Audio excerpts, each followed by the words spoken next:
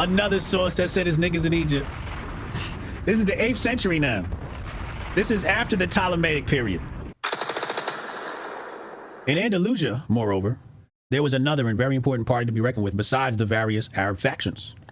The conquest of the peninsula had been affected almost entirely by who? Tariq and his Berbers. And these Berbers, who it says right here, are the Moors proper, though the word is conveniently employed to denote the mixture of Arabs and Berbers, forming a leading factor in the new state of things. They were not an effete nation like the Romanized Spaniards. So what we're coming to find out is, outside of the Franks and Goths, these Romans was gay. The Romans was gay.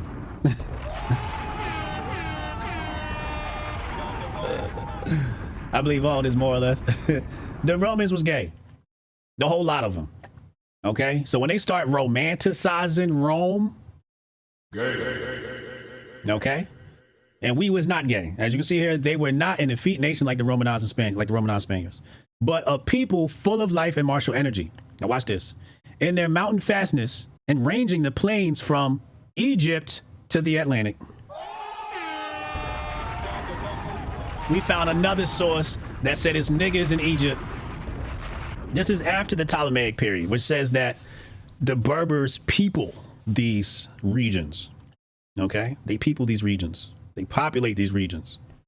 And it says in their numerous and widely distinguished clans, the Berbers had offered to the Arabs a much more formidable resistance than the trained soldiers of Persia or Rome. So the Berbers was fighting niggas. The Berbers could kick ass if they put up more of a resistance than Persia and Rome. Now, we may have covered this last week, but I just want to repeat it now to understand how the Arabs gained so much power. So the Arabs were sitting up in they little huddle in the desert and shit, and nobody really went up there and fuck with them because nobody really wants the desert. Like, what are you supposed to do with desert land? So the Persians was running around, taking people's shit. Then they kind of fell apart because they expanded too fast. Rome did the same thing. Greece did the same thing. Greece under Alexander.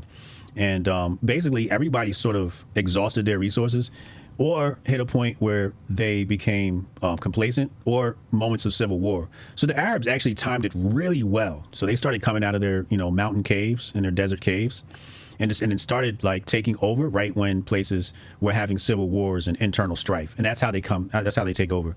Again, if you read Destruction of a Black Civilization, you come to find out that that's how Europe took over much of Africa. You had divide and conquer tactics through Christianity or Islam. And the missionaries were basically spies. They waited until two factions had beef, and then they would come in and divide and conquer, right? So usually a nation doesn't fall from invasion. It falls from inside first. Okay? Most nations are not conquered. They conquer themselves. You are your worst enemy.